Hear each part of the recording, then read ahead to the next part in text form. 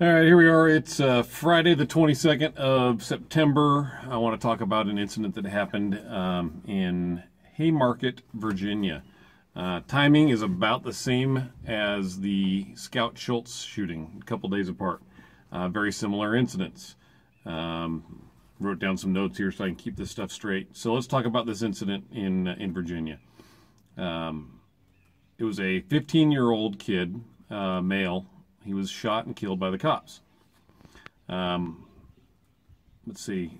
I'll run through the incident real quick. And this is all from a couple of different news stories that I read on it. First off, the kid calls 911 himself.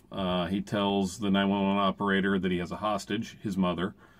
He says he has a bomb, he has knives, blunt weapons, and he may retrieve a gun. The family members don't know that he's called 911, but mom knows that he's getting upset because he's talking about trying to tie mom up with some telephone cord. So mom goes and gets an older brother and an 18-year-old female friend who's at the house to try and calm the 15-year-old down. The older brother and the 18-year-old female go out into the garage and are trying to calm him down when the cops arrive outside. The older brother sees the cops arrive. He runs down the street to talk to the cops. The 15-year-old has now armed himself with a full-size crowbar. In case you're not really familiar with what a crowbar is, it's a long piece of metal designed to bend or to pry things. They make very good weapons. Long piece of steel, I should say. The 15-year-old ends up attacking the 18-year-old female with a crowbar, hitting her in the back of the head and the back. And then he turns towards the cops and charges them with the crowbar raised. Multiple witnesses hear the cops tell him repeatedly to drop the crowbar, to stop advancing, multiple commands. He fails to comply with any of the commands. One of the cops fires twice, hits him in the torso both times. As soon as they shoot him, they check him to make sure he doesn't actually have a bomb like he claimed he did. He did not have a bomb, and they started first aid. Kid ends up dying. The female is taken to the hospital with serious injuries. It didn't give any update beyond that or any real description of what her serious injuries were, but getting hit in the head with a crowbar kind of tends to make, give you a concussion, make you bleed. Could be worse, who knows.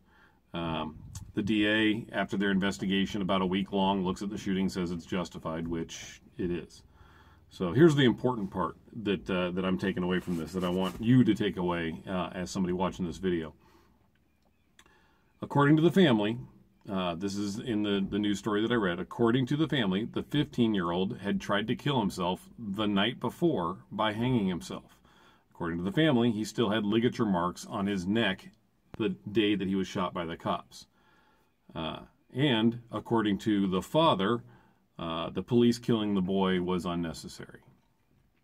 So I'm going to agree with the father in one respect. And yes, the boy's death was unnecessary. But it's not the cops' fault. Now it's time for a little bit of hard love here. Okay, this all falls on the family. The boy tried to kill himself the night before by hanging himself, yet he's still at the house running around free. This is not a problem with law enforcement. This is a problem with you, the parents, with society relying on cops to solve every little problem that they have, or just completely ignoring the problem and hoping it will go away. Someone who is suicidal is not going to just miraculously be better the next morning after they tried to hang themselves. They need psychiatric help. They need to go to a hospital. There is no reason this kid should have been at home with his family if he had just tried to hang himself the night before. And I don't mean I got a rope and put it around my neck and I'm going to hang myself. He's got ligature marks on his neck the following day. He tried to hang himself. That wasn't like a fake, I'm going to just do something to get some attention. That's a serious attempt. Okay, this is someone who should have been in a hospital. Someone who should have been in a psychiatric facility. In California, he would have been 5150. Welfare and Institutions Code 5150. He would have been locked up for at least 3 days in a hospital while he's getting psychiatric help. It doesn't sound like the cops were even called, or that the family, at least from the news story, there's no indication that this kid went to any kind of medical facility. I can't imagine a hospital treating someone for self-inflicted attempted hanging and then just releasing them and letting them go home. Okay, this is something that would have been taken seriously by anybody: law enforcement, fire, a hospital ER, a doc in the box on the corner. They're not going to ignore a suicide attempt like that. This kid should have been in help, getting help. This is very similar to Scout Schultz's family, who all say that he's had all these different suicide attempts going back years, but now they're mad at the cops because the cops shot and killed him when he was coming at the cops with a knife and wouldn't follow commands. You got to stop trying to blame the cops for everything. We cannot fix every problem that's out there. We are not the one-stop shop for everything. Okay, we're like a Band-Aid on the way to the hospital.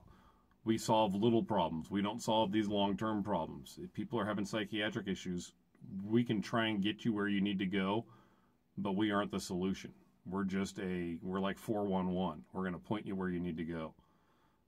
So I'm sick and tired of families dropping the ball, and then eventually when something bad happens and it's the cops that something bad happened with, it's suddenly the cops' fault.